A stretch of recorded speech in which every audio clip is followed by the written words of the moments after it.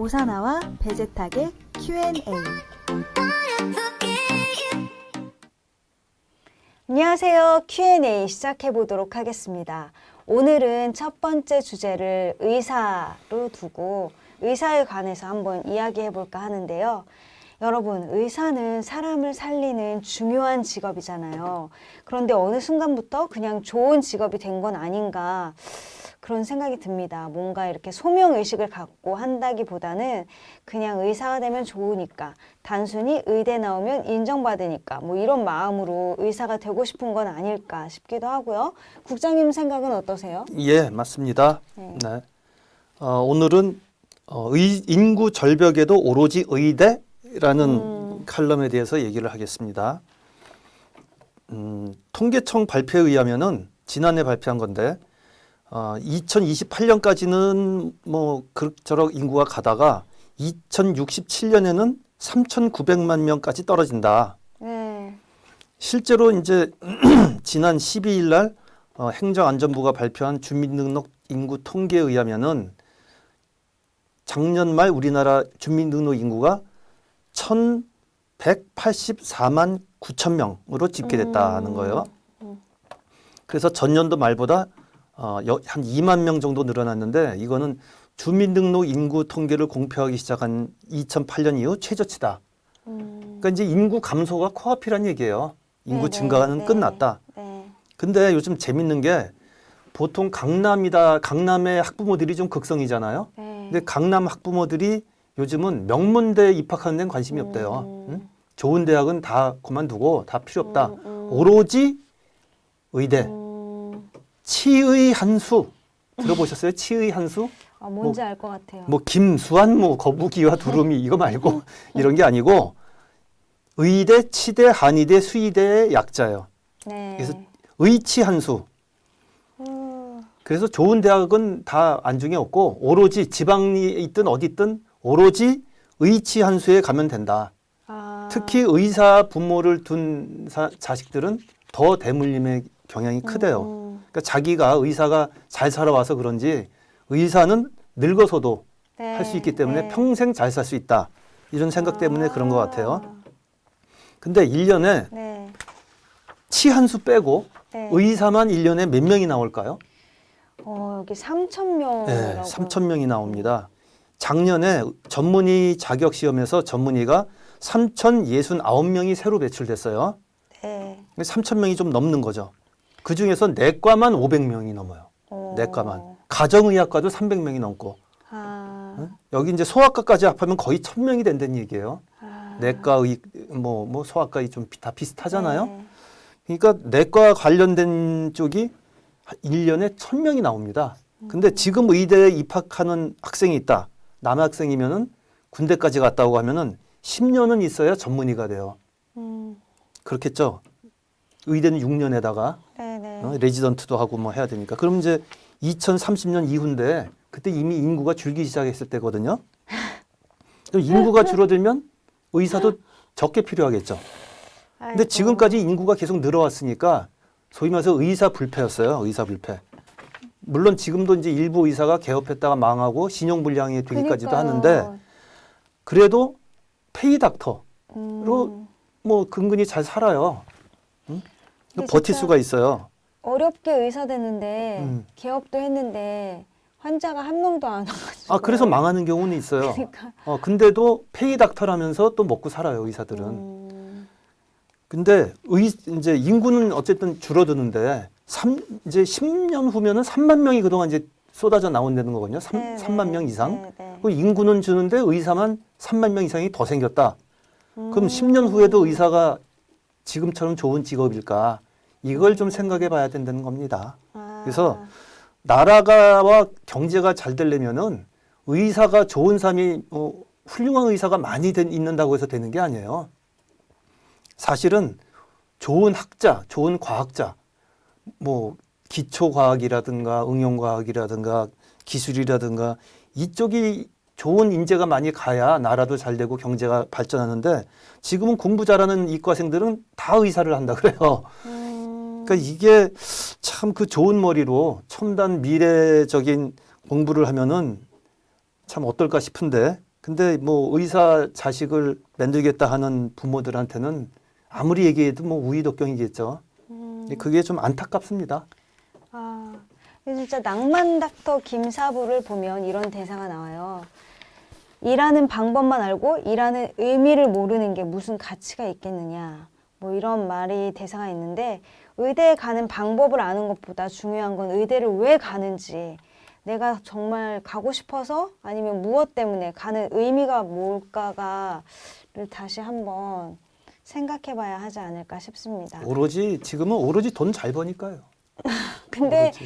돈도 잘 못 벌잖아요. 아니 그래도 아까 말씀드렸잖아요. 페이닥터 페이닥터를 그러면서? 해서라도 먹고 사는 데는 지장이 없다는 거죠. 그렇구나. 알겠습니다. 자, 이제 두 번째 소식은요. 두 번째 칼럼은 장례식장에 장례식장은 슬픔에 빠진 가족들을 위로하기 위해서 가는 곳이잖아요. 근데 이런 엄숙한 곳에서 막 고성을 지르는 등 예의 없게 행동한 사람들이 있다고 합니다. 국장님 어떤 사건이죠? 네, 이게 제목이 추태 항명 신정치검사 탄생이라는 제목으로 쓴 거죠. 얼마 전에. 네.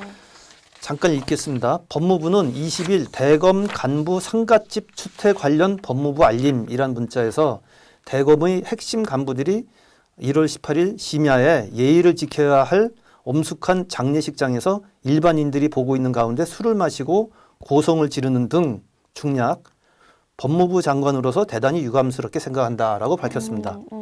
이게 어떤 사건이냐면은 지난 18일 날 네. 대검 간부의 장인이 돌아가셔가지고 네. 그 빈소에 신임 심재철 대검찰청 반부패 강력부장 아, 한테 양석조 반부패 강력부 선임 연구관이 항의를 한 사건이에요. 항의가 아니고 이제 대든 거겠죠. 이게 무슨 얘기냐, 왜 그랬냐 하면은 실무 담당자인 양석조 연구관이 그 평소에 조 전 장관은 무혐의다. 그러니까 신부장이라는 분이 새로 오셨는데 그 사람이 평소에 조국 전 장관은 무혐의다라고 하면서 다녔대요. 말을 많이 했대요. 그러니까 이제 그 얘기를 들은 실무 담당자가 그 부장한테 조국이 왜 무혐의냐 설명해봐라. 당신이 검사냐, 담당 검사냐, 조국 변호인이냐 하면서 반말로 소리를 쳤다는 거예요. 일부 언론에서 이제 항명이라는 단어까지 나왔습니다. 여기에 대해서. 여기서 이제 몇 가지 짚어보겠습니다. 네. 자, 우선 대검 핵심 간부들이 남의 장례식장에 가서 그 심야에 큰 소리를 지른 거는 누가 봐도 잘못한 일이죠. 네네. 예, 추태입니다. 이거 추태 맞습니다. 추태 맞아요. 그리고 직급상 아래 사람이 윗사람한테 반말로 소리 지른 것도 잘못입니다. 그렇죠? 근데 이제 직급으로는 그 사람이 윗사람인데 원래 이 법조인들은 사법고시를 누가 먼저 됐느냐 이걸 많이 따지거든요. 네. 근데 소리 지른 사람이 사실은 사법기수도 빠르고, 위에요? 예, 빠르고 나이도 더 많아요. 근데 자기보다 나이 어리고 후배가 윗사람으로 온 거죠. 아, 그러니까 좀 껄끄러울 수는 있는데 그렇다고 직급상 아랫사람이 윗사람한테 반말로 소리 지른 건 잘못입니다. 어디까지나 이 검찰은 위계 질서가 있는 조직인데, 그러니까 그것도 잘못한 거죠. 근데 이렇게 기수도 낮고 더 아랫사람이고 나이도 아랫사람인데 내 상사가 될 수 있어요? 있죠. 네. 근데 그 언론에서 흔히 하는 항명은 아닙니다. 왜냐하면은 뭘 명을 한 게 지시를 한 걸 안 하면 항명인데 지시한 게 없는데 무슨 항명인가 이거죠. 그러니까 이거는 뭐 개긴 것도 아니고 그냥 들이받았다. 가 맞는 표현이라고 저는 생각이 들어요. 네. 근데 이제 더 중요한 건 이게 아니고 신임 심재철 그 강력부장의 언행입니다. 심재철 부장. 네네. 뭐냐면은 이 사람이 검사인데 네. 자기가 수사하지도 않은 사건에 대해서 부임하자마자 네. 조 정관은 무혐의다라고 떠들고 다닌 것 자체가 문제라는 얘기입니다. 신임 부장이면은 최소한 그 사건에 대해서 뭐 충분히 살펴보고 뭐 이렇게 판단을 해야 되는데 오자마자 이렇게 떠들고 다녔다는 것 자체가 검사답지 않다. 검사면서 검사답지 않다는 얘기예요. 근데 왜 그럴 것 같으냐 하면은 이 심재철 부장이라는 분이 옛날 노무현 정부 시절에 청와대에 파견을 나와 있었어요. 근데 그때 네. 당시의 비서실장이 문재인 지금 대통령입니다. 네. 그래서 그 당시 함께 근무를 하면서 친분이 꽤 있었던 사이예요. 그러면서 이번에 검찰을 개혁한다 그러면서 그 갑자기 그 사람들을 후루룩 전혀 날렸다고 제가 말씀을 드렸죠. 네네. 그 윤석열 검찰총장의 측근들을 후루룩 날리고 꽂아놓은 사람이 이 사람입니다.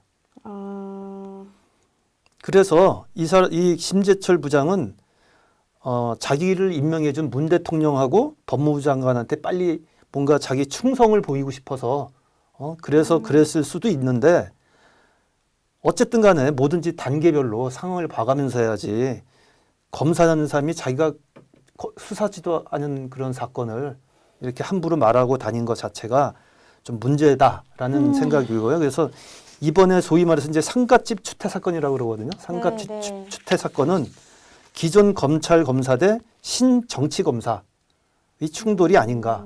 그러니까 지금 이 신임 심재철 부장은 새로운 유형의 정치 검사 아니냐. 자기도 이 사람도 지금 기존의 지금 검찰에 대해서 정치 검찰이다 막 이런 얘기를 많이 하잖아요. 네. 특히 저 청와대에서 근무하셨던 분들이 네. 마찬가지로 새로운 이 신임 강력부장도 역시 뭐 또 하나의 정치 검사 아니냐.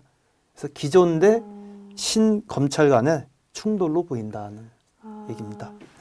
그러면은 모든 일에는 순서가 있기 마련인데 네. 지금 이런 순서에 맞게 일을 해나가는 게 기본적인 건데 법을 집행하시는 분들이 이런 기본적인 것도 지금 지켜지지 않은 거나 마찬가지인 그렇죠. 거죠. 서로 네. 막 그러면서 그럼 그러니까 한마디로 말씀드리면 네네. 검사면은 네. 최소한 그게 어떤 내용인지를 잘 알아보고 그 뭐 얘기를 하든가 말든가 해야 되는데 오자마자부터 뭐 조 전 장관은 무혐의다라고 떠들고 다녔다는 자체가 문제가 있다는 생각입니다. 그러니까 장례식장 이전부터 그렇죠. 그런 이전부터 것들이 쌓여 있던 거네요. 그렇죠. 이분도. 네. 알겠습니다. 그러니까 담당이 볼 적에는 아. 기분이 나쁜 거죠. 그래서 이제 마주쳐가지고 예. 얘기를 하다가 자기는 조 전 장관을 수사한 사람인데 네. 무혐의라고 계속 하고 떠들고 다니니까 기분이 나쁜 거죠. 그래서 그치. 그 자리에서 아니 왜 그랬냐. 왜 무혐의냐? 당신이 담당 검사냐? 아. 당신이 조 전 장관 변호사냐? 음. 이러고 이제 대든 거죠. 알겠습니다. 오늘 이렇게 이 사건에 대해서 자세하게 잘 오늘 설명해 주시고 알려주셔서 감사하고요. 저희는 그러면 다음 시간에 더 재밌는 좋은 유익한 칼럼으로 찾아뵙겠습니다. 감사합니다. 네, 고맙습니다. 오사나와 베제탁의 Q&A. Forget you.